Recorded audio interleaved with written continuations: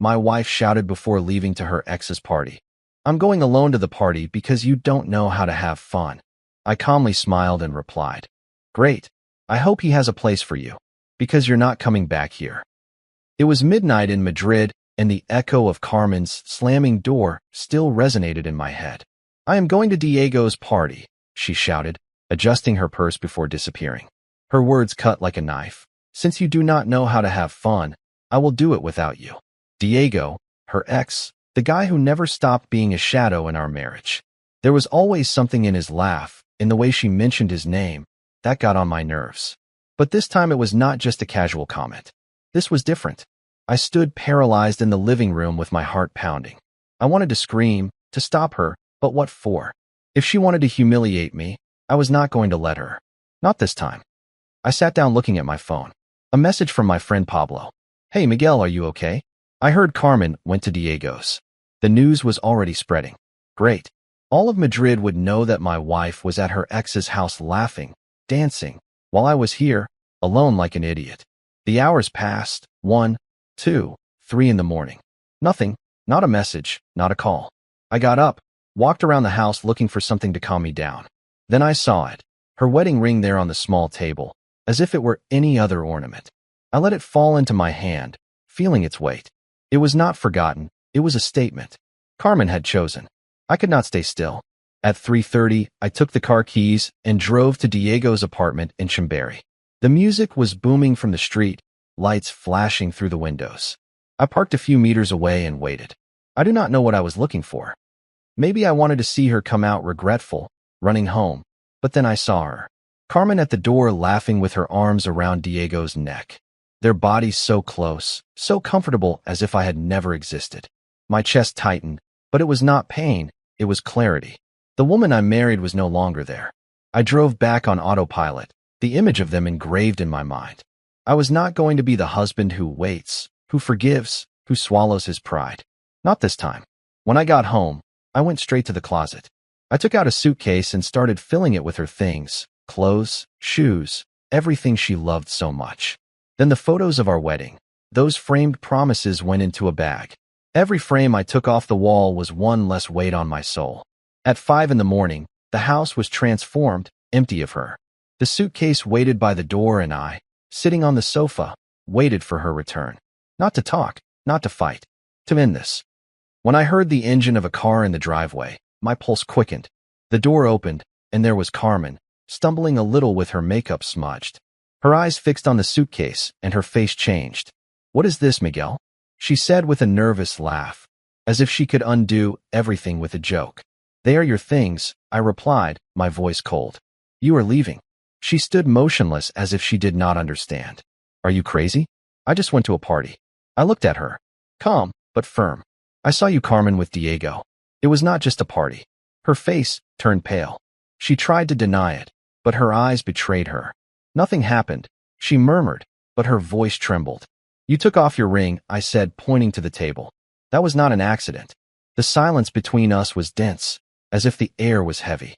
You cannot kick me out like this, she said, her voice now higher, almost desperate. We have been together for years.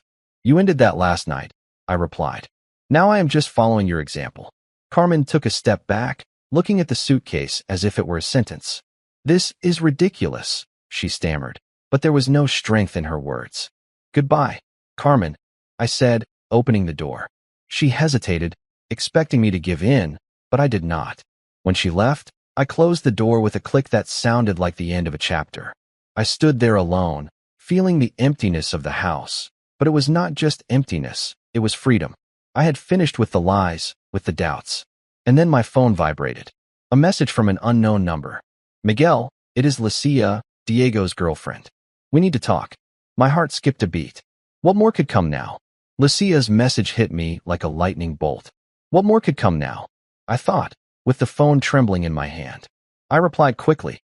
Where are you? Her answer came in seconds in my apartment in Malesana. Come now, please. Without thinking twice, I took the keys and left. The city was waking up, but I felt like my world was collapsing. The journey to Lucia's apartment was a blur. My head would not stop spinning. Carmen in Diego's arms, her ring abandoned. And now this. What did Lucia know? Why was she contacting me? When I arrived, I rang the doorbell with my heart in my throat. The door opened, and there was Lucia, with red eyes and her hair pulled back in any old way. Without saying a word, she let me in. We sat in her small living room. The silence was heavy, as if we both feared what was coming. Finally, she broke the ice. "Miguel, I am so sorry," she said, her voice trembling. I did not want to get involved, but I cannot stay silent. She took out her phone and slid it towards me. "Look at this." I hesitated, but I took the phone. It was a video. The image was blurry at first, but then it focused on Carmen and Diego in a dark corner of a bar laughing, their hands intertwined. Then a kiss. It was not from last night. The date on the screen was from 3 months ago. I felt a knot in my stomach. "How long has this been going on?" I asked, my voice calmer than I expected. Lucia swallowed hard. "Months. I found messages, photos, even plans to meet in secret. I thought it was something recent, but she stopped as if it hurt to continue. I found out a week ago. Diego does not know that I know. She showed me more. Messages between them, risque conversations, dates planned while I was at work. Every word was a blow, but I did not break down. I had spent the night accepting that my marriage was over. This only confirmed it. "Why are you showing me this?" I asked, handing her back the phone.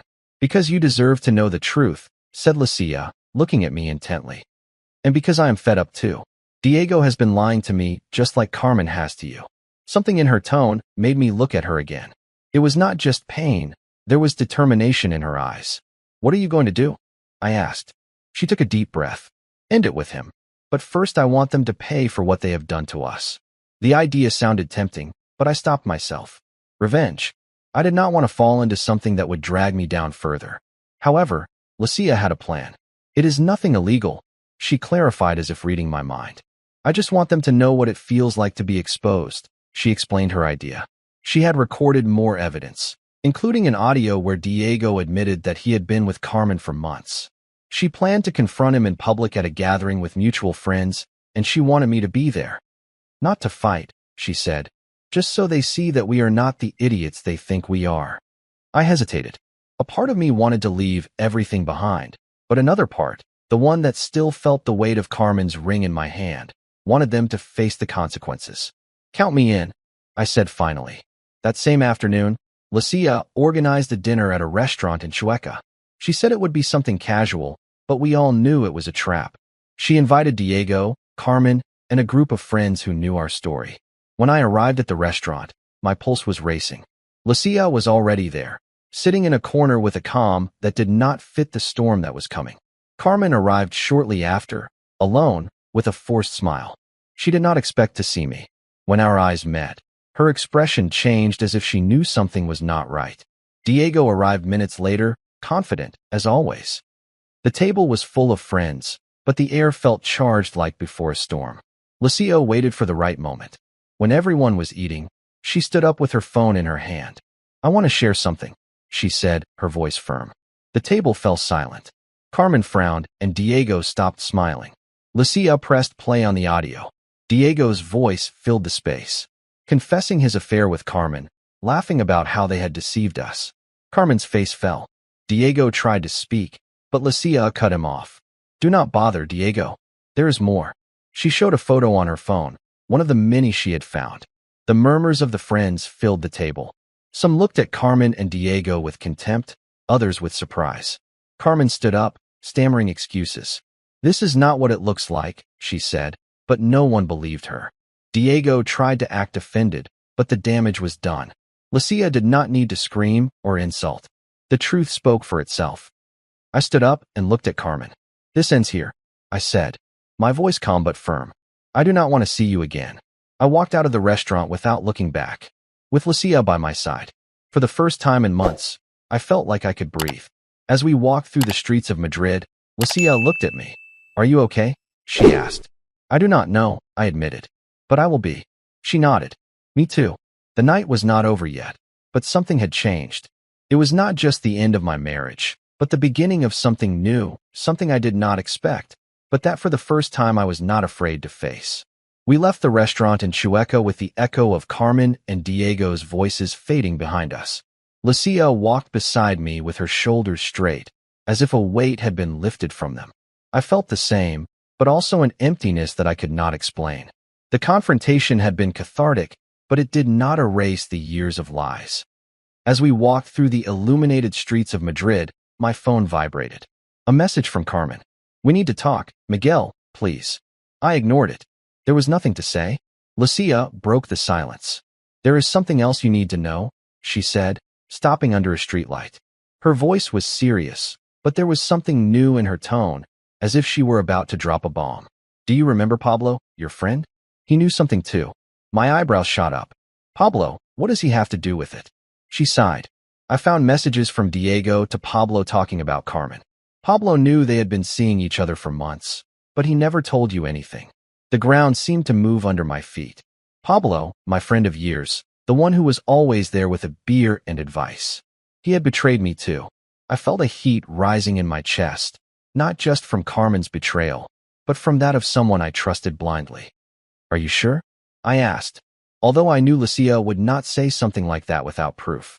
She nodded and took out her phone again. She showed me a screenshot, messages between Diego and Pablo, where Diego boasted about his encounters with Carmen and Pablo responded with laughter and complicit comments. My jaw clenched. "When was this?" I asked. "A month ago," she replied. Pablo not only knew, he covered it up. I did not think twice. I dialed Pablo's number. He answered on the third ring, his voice carefree. "Miguel, my friend, how is it going?" "I am not your friend." I cut in, my voice sharp. "I know what you did. You knew about Carmen and Diego, and you did not tell me anything?" Silence. Then a stammer. "Hey, it is not what you think." Save your excuses," I said. "I do not want to hear from you again."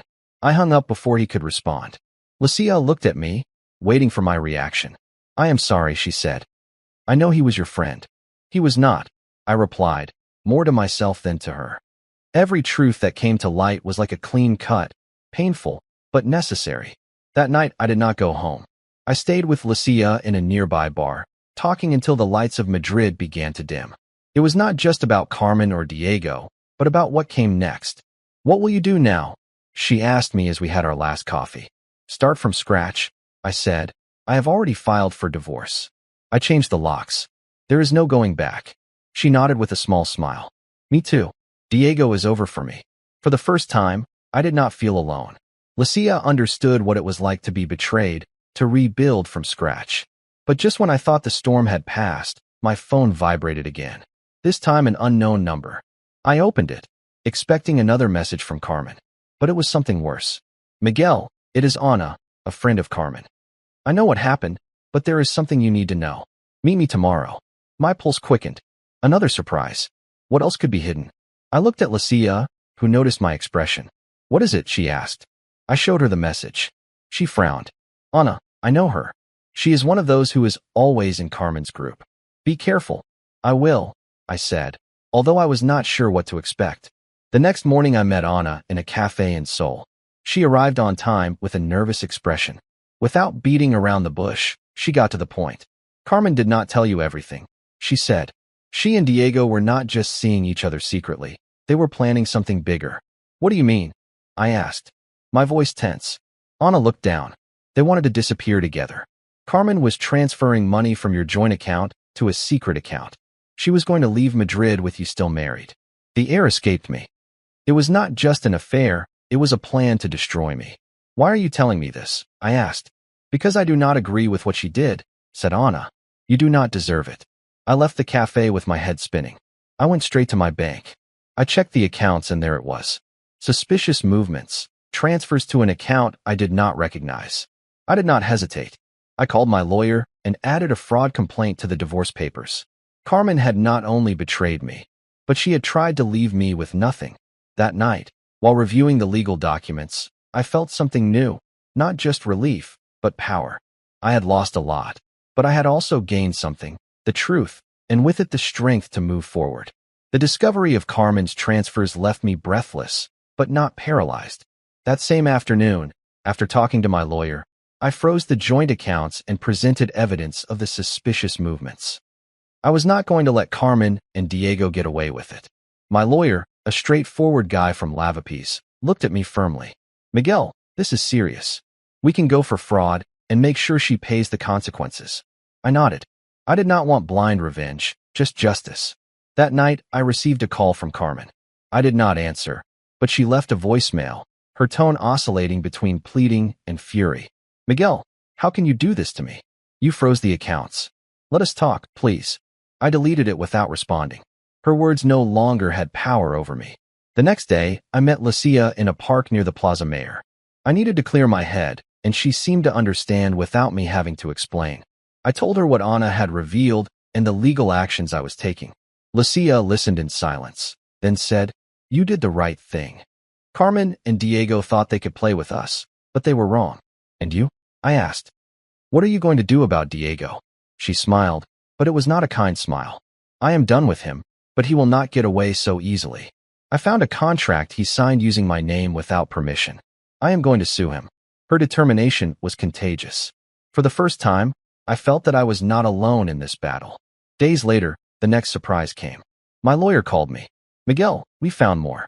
Carmen tried to transfer a larger amount just before you froze the accounts. And there are emails between her and Diego planning to move to Barcelona." My stomach churned. They did not just want to leave me, but to reinvent themselves together as if I had never existed. "What do we do?" I asked.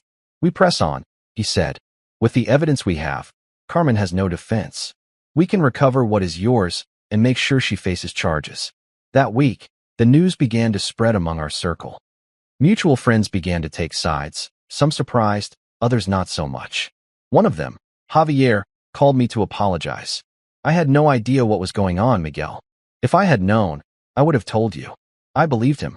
Not everyone was like Pablo. Meanwhile, Carmen kept trying to contact me. Messages, calls, even a visit to my apartment that I ignored. But one afternoon, as I was leaving work, I found her waiting for me on the street. I could not avoid her this time. "Miguel, please," she said, approaching. "This is all a mistake. We can fix it." "Fix it," I repeated, my voice cold. "You tried to rob me, Carmen. You planned to leave me with nothing." She turned pale. "It was not like that." I stopped. I cut in. "There are no excuses. Sign the divorce papers and face the consequences." I turned around and walked away, her silence following me like a shadow. That night, Lucia and I met for a drink in a quiet bar in La Latina. Over beers, we talked about what would come next. "I am going to travel for a while," she said. "I need fresh air. To start over." "Sounds good," I replied. "I want to change too. Maybe I will move to Valencia. I have always wanted to live near the sea." She smiled. "It suits you." For the first time in weeks, I laughed for real. The life I had known had collapsed, but in its rubble I was finding something new: clarity, strength, and maybe, just maybe, a new connection with someone who understood what it was like to start from scratch. The days following the encounter with Carmen on the street were a whirlwind. My lawyer was moving forward with the case, and the evidence against Carmen and Diego was piling up. The emails, the bank transfers, and Lucia's recordings were irrefutable. They were not only facing the end of their relationships, but also legal consequences. My goal was not to destroy them, but to make sure they paid for what they tried to do to me. One morning, while reviewing documents in my apartment, I received a notification from the court. Carmen had signed the divorce papers. There were no more messages or pleas. She simply accepted. My lawyer confirmed that the fraudulent transfers would be investigated and the money she tried to divert would be returned to me. It was a relief, but not a victory. The real victory was that for the first time in years, I felt I was in control of my life. Lucia was also moving forward. She told me she had filed her lawsuit against Diego for the unauthorized use of her name. He did not expect it, she said over the phone with a touch of satisfaction. He thought I would stay quiet. Her strength inspired me. We had gone from being victims to taking the reins, each in our own way. A few weeks later, I met Javier in a bar in Retiro. He wanted to apologize again, but he also had news. Carmen left Madrid, he said. No one knows where, but they say Diego is alone now. His friends abandoned him after what came to light. I did not feel joy, just a quiet emptiness. That they faced the consequences was enough. I decided to go ahead with my plan to move to Valencia. I looked for a small apartment near the beach, a place where I could start from scratch. As I was packing, I found a forgotten photo of Carmen and me on a trip to Granada. I looked at it for a moment, but I did not feel pain, only distance. I threw it away without hesitation. Before leaving, I met Lucia one last time in Madrid, on a terrace in Lavapiés. The sun was setting over the city, and, for the first time in months, we talked without mentioning Carmen or Diego. We talked about plans, about trips, about dreams we had put aside. "I am going to Italy for a month," she said, her eyes shining. "Then, who knows? And you, Valencia?" I replied. "I want to hear the sea every day." She smiled. "I envy you. It sounds perfect." As we chatted, I realized that something had changed between us. It was not just mutual support. There was a real connection, something neither of us expected. "You know," said Lucia, leaning towards me. "If you are ever in Italy, let me know, okay? And you, if you pass through Valencia, you know where to find me." When we said goodbye, it was not a final farewell. We hugged, and for an instant, I felt that the future was not just a blank page, but one with possibilities. A month later, I was settled in Valencia. The sound of the waves from my window was exactly what I needed. I started working on a new project, going out with old friends, and meeting new people. Every day was a step further from the past. One afternoon, while walking on the beach, I received a message from Lucia, a photo of her in Rome, smiling in front of the Colosseum. "Your turn to send me one from the Mediterranean," she wrote. I smiled and took a photo of the sea at sunset, sending it to her with a message. "Whenever you want, you have a place here." The pain of Carmen's betrayal did not disappear completely, but it faded with each day that I lived for myself. The night I thought was the end, when Carmen left home to go to Diego's party, turned out to be the beginning of something better. I lost a marriage, but I gained the truth, freedom, and perhaps a new story with someone who was worth it.